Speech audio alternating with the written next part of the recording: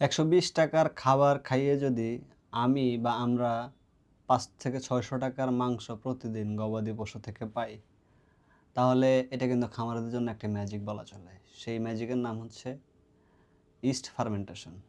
এখন এই ইস্ট ফার্মেন্টেশনটা অনেকেই অনেকভাবে করেন।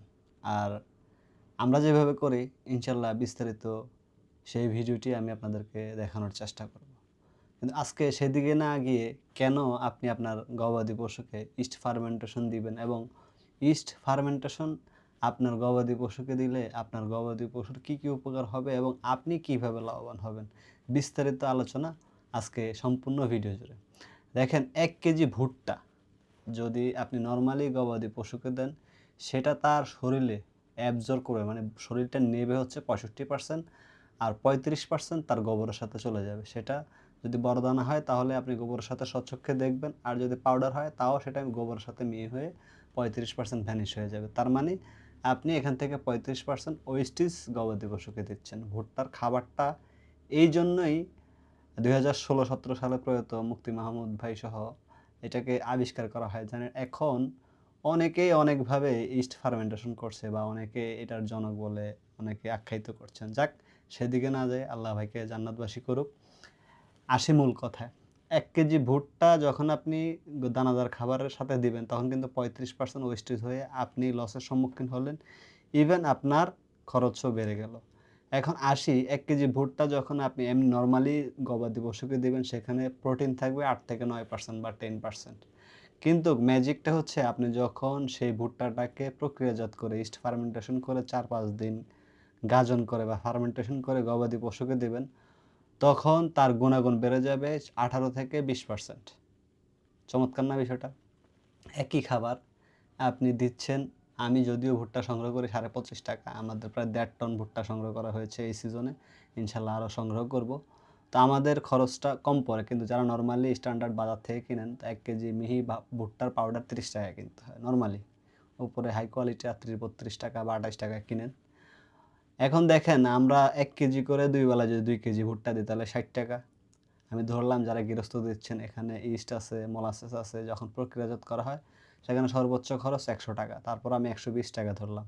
কিন্তু আপনার গরু প্রতিদিন ১ কেজি যদি লাইভ ওয়েট বাড়ে সেখানে যদি 60% মাংস হয় তাহলে ৳৬০০ মাংস আপনি বাড়তি পাবেন যদি ইস্ট ফার্মেন্টেশন আপনি আপনার গবাদি পশুকে দিতে পারেন। এখন আসি ইস্ট কেন গবাদি পশুর জন্য এত ভালো এবং তার রুমেন কেন এই জিনিসটাকে খুব সহজে ইজিলি প্রসেসিং করে তাকে অ্যামাইনো অ্যাসিডের মাধ্যমে তার মাংসে প্রক্রিয়াজাত করে। দেখেন ইস্ট হচ্ছে এককোষী একটি ছত্রাক। এ যখন ভুট্টার উপরে ফার্মেন্টেশনের এককোষী একটা অণুজীব সৃষ্টি করে সেই অণুজীব থেকে হাজার কোটি অণুজীব যখন সৃষ্টি হয় সেটা অ্যামোনিয়াকে প্রোটিনের মাধ্যমে মাংসে রূপান্তরিত করে। সিম্পল একটি হিসাব যেখানে প্রোটিন নাই ৮ থেকে ৯% অ্যামোনিয়া আছে মাংস উৎপাদনের জন্য কিন্তু মূল অ্যামোনিয়াটা হচ্ছে আসল। সে হাজার কোটি অ্যামোনিয়া সৃষ্টি করে শুধু ১ কেজি ভুট্টায়। তখন গরুর দেহে যখন যায়, রুমেনে যায়, পিএইচ লেভেল ঠিক রাখে এবং তার হজম ক্রিয়া অন্যান্য সময়ের তুলনায় ১৫ থেকে ২০% বাড়িয়ে দেয়। আমার কথাগুলো যদি আপনাদের মাথার উপর দিয়ে যায়, আপনারা অনলাইনে স্টাডি করবেন এই বিষয়গুলো নিয়ে। ইস্ট ফার্মেন্টেশন লিখে আপনারা যদি গুগল ট্রান্সলেট করেন, আপনার হাতের কাছে হাজার, হাজার সামারি আসবে। আপনি পড়ে আমার কথাগুলো যদি মিথ্যা হয় আমাকে কমেন্টসে অবশ্যই জানাবেন। এত চমকপ্রদ একটি খাদ্য সারা ওয়ার্ল্ডে এটা এখন জনপ্রিয় হচ্ছে ইস্ট ফার্মেন্টেশন। এখন ইস্ট ফার্মেন্টেশনটা যে আমরা করব, আমরা গবাদি পশুকে কি পরিমাণ দেব? এখানে হচ্ছে মূল বিষয়। অনেকে আছেন যে হুট করে যেকোনো খাবার দেখতেছেন আমি কিন্তু আলু দিচ্ছি। আমি আলুর বিষয়টা বলি একটু। আমরা গরুর এখন ফিনিশিং স্টেজে এটাতে প্রচুর পরিমাণে প্রোটিন এবং ফাইবার থাকে, শর্করা থাকে। এটা গরু খায়, এটাও খুব হজম শক্তি বাড়ায় এবং দেখেন এই ২ টা গরুকে আলু না দিলে কিন্তু তারা দানাদার খাবার খায় না এবং আমি আলুটাকে এমন সুন্দর করে চটকিয়ে দিচ্ছি দানাদার খাবার সাথে মিক্সড করে, একদম চেটেপুটে তারা চারি-পয়সা করে ফেলবে। তো এটাও একটা ট্রিক্স। এখানে ৳১১ কেজিতে আমরা যখন ভুট্টা সংগ্রহ করি তার সাথে প্রায় ৫০ বস্তা আলু নিয়ে আসছি। তো সেই আলু আমরা গবাদি পশুকে দিই। সিজনে আমরা মিষ্টি কুমড়াও দিই। সেটারও ভিডিও দিব ইনশাআল্লাহ ধাপে, ধাপে। তো এগুলো হচ্ছে আপনাকে যে খাবারটা আপনি নতুন দিচ্ছেন, সেটা ১ম এ ৫০ গ্রাম, ওইদিন বিকালে আবার ১০০ গ্রাম বা ১৫০ গ্রাম এইভাবে ধীরে, ধীরে খাবারটা যখন বাড়াবেন, তখন আপনার গবাদি পশুর গরু, মহিষ মোটাতাজা করতেছেন, এগুলোর কখনোই ফুড পয়জনিং হবে না এবং সেই খাবারটা ১০০ তে ১০০ কাজে লাগবে। এখন আপনি হুট করে ১ম দিন নিয়ে এসে যদি তাকে ১ কেজি আলু দিয়ে দেন, তখন সে অবশ্যই তার অ্যাসিডিটির সমস্যা হবে এবং ফুড পয়জনিং হবে। ইস্ট ফার্মেন্টেশনের কথায় আবারও আসি। ইস্ট ফার্মেন্টেশনটা আমরা খামারিরা যারা নতুন উদ্যোক্তা বা এই বিষয়ে জ্ঞান নাই বা রাখেন না বা ধারণা নাই, তারা অবশ্যই প্রতিদিন প্রথমে ১০০ গ্রাম ইস্ট ফার্মেন্টেশনটা আপনি আপনার গরুকে প্রোভাইড করবেন। ১৫০ গ্রাম, ২০০ গ্রাম পর্যায়ক্রমে। আমি কিন্তু এখন ১ কেজি দিচ্ছি প্রতি গরু প্রতি। ১ কেজি ইস্ট ফার্মেন্টেশন দিচ্ছি প্রতি গরু প্রতি। এটা আপনি যদি আপনার ফার্মে যে ৩ মাসের প্রজেক্ট করেন, যদিও ৩ মাসে আপনি যদি একটা ভালো ব্রিডের গরু হয়, ফিনিশিং আসে না, ৬ মাস লাগে। মহিষ তো ৩ মাসে আলহামদুলিল্লাহ ভালো মোটা তাজা হয়। মহিষেরও ৬ মাস সময় দিলে ভালো মোটা তাজা হয়। যদি আপনি ৬ মাসের প্রজেক্ট করেন, আপনি দেখবেন ১ম ৩ মাস যখন আপনার প্রোটিন, তখন কার্বোহাইড্রেটের পরিমাণ কমিয়ে দিয়ে প্রোটিনটার পরিমাণ বাড়াবেন লাস্টে। কিন্তু ১ম এ কার্বোহাইড্রেটটা রাখতে হবে। যেমন ভুট্টা, গমের ভুসি, ডিওআরবি বা আমাদের rice bran, rice polish, rice হার্স্ট বা কুরা, এই জাতীয় খাবারগুলো ১ম ৩ মাসে কিন্তু আপনাকে বেশি রাখতে হবে। তখন প্রোটিনের মাত্রাটা বাড়িয়ে দিতে হবে। ওই ১ম ৩ মাসে যদি আপনি প্রোটিনের মাত্রাটা কমিয়ে দেন, যেমন ডাল জাতীয় ভুসিটা কমিয়ে দেন, তখন কিন্তু প্রোটিন হিসাবে কাজ করবে আপনার ইস্ট ফার্মেন্টেশন। আপনার খরচও কমলো।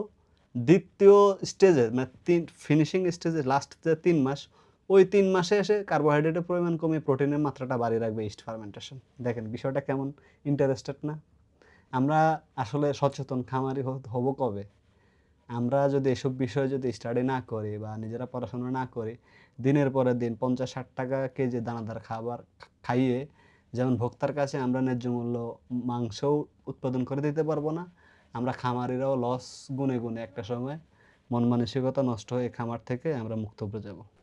তখন সেই সুযোগটাই নেবে বিভিন্ন ধরনের প্রতিষ্ঠান বা যারা এগুলো বড়, বড় বিজনেস খামারি আছেন, কালো টাকা সাদা করেন বা বাইরের দেশগুলো, পার্শ্ববর্তী দেশগুলো যারা আছেন ফ্রোজেন মাংস, পচা গলা, হিমায়িত গোশত বাংলাদেশের হোটেলগুলোতে চালাতে চায়, তারা সফল হবে। তাই আমাদের দেশীয় যারা খামারি আছেন তারা খাদ্যের খরচ কীভাবে কমিয়ে গবাদি পশু থেকে ভালো আউটপুট নিয়ে আসবেন, এই বিষয় নিয়ে প্রচুর পরিমাণে স্টাডি করতে হবে। আপনি ইস্ট ফার্মেন্টেশন এটা নতুন কোনো কিছু না। এটা পুরাতন অনেক কিছু। অনেক হাজার, হাজার আর্টিকেল আছে বাংলাদেশে। হাজার, হাজার কনটেন্ট আছে, ভিডিও আছে। আপনি দেখবেন অনলাইনে পাওয়া যায় কীভাবে ইস্ট ফার্মেন্টেশন করে। আপনি করতে পারেন। তবে সবচেয়ে ভালো আপনি ফুড গ্রেড যে ইস্টটা আছে, বাজারে প্রচলিত যেটা পাওয়া যায় সেটা হচ্ছে গবাদি পশুর ইস্ট আছে। সেই ইস্টটা কিনে আপনার গবাদি পশুকে দিবেন। অনেকে দেখতেছি এখন ইস্টের সাথে আপনার সয়াবিন দিচ্ছে। এটা কিন্তু একটা মানে আমার কাছে পজিটিভ মনে হচ্ছে না। কারণ আমি এটা করি না। কারণ ইস্টটা যখন একটা কার্বোহাইড্রেটকে প্রোটিনে রূপান্তরিত করে, তখন সেখানে যদি প্রোটিন হিসেবে আবার আমি যদি সয়াবিনটা দিই, সয়াবিন কিন্তু গবাদি পশুর মধ্যে সর্বোচ্চ প্রোটিনের খাদ্য। সেই সয়াবিনটাকে দেওয়ার পর তাহলে তার কাজ কি? সে কি তার গুণগত মান বাড়াতে পারতেছে? পারতেছে না। তো এই ভুলগুলো অনেকেই করতেছেন। কুড়া দিচ্ছেন, সয়াবিন দিচ্ছেন। সয়াবিনে ৪০-৪৫% প্রোটিন। তো এটাতে এমনিই প্রোটিন হাই। সেখানে আপনি ফার্মেন্টেশন করে তাকে শুধু, শুধু ছত্রাক দিয়ে নষ্ট করতেছেন। তো এই খাবারটা অনেকে এপ্লাই করতেছেন। কিন্তু গরুর তো যত্নে বা ভালো খাবার-দাবার পেলে এমনিই মোটা তাজা হচ্ছে। কিন্তু সেখানে তো আপনার সয়াবিনটা ভালো কাজ করতেছে না। কেন বুঝতেছেন না? আসলে মাথা দিয়ে না ভাবলে আপনি কখনোই বুঝবেন না। আমি যতই আপনাদেরকে বলি, আপনারা যদি যখনই বিষয়টা মাথায় নেবেন, তখন আপনারা বুঝবেন। আশা করি আমার ভিডিওগুলো থেকে আপনারা অবশ্যই কিছু না কিছু শেখার চেষ্টা করবেন। যদি না বুঝতে পারেন, অবশ্যই আমাকে নক দিবেন, ফোন দিবেন। ইনশাআল্লাহ আমি আপনাদেরকে সবসময় পাশে আছি। পাশে থাকার চেষ্টা করব। আর কখনো আমার মাধ্যমে আপনাদের এই ফার্মিং লাইফে, খামার বিজনেসে কখনো নেগেটিভিটি পাবেন না। আমার জায়গা থেকে আমি যতটুকু জানি, আমার দীর্ঘ জার্নিতে ইনশাআল্লাহ আমি চেষ্টা করব আপনাদেরকে সকল আদ্যপ্রান্ত বিষয়গুলো A to Z একদম ১ম থেকে শুরু করে শেষ পর্যন্ত আপনাদেরকে জানানোর। আর আমি এই সেক্টরে আজকে না, অনেকদিন যাবৎ। আমার ইতিহাস অনেক লম্বা। ভালো থাকবেন, সুস্থ থাকবেন। আসসালামু আলাইকুম ওয়া রাহমাতুল্লাহ।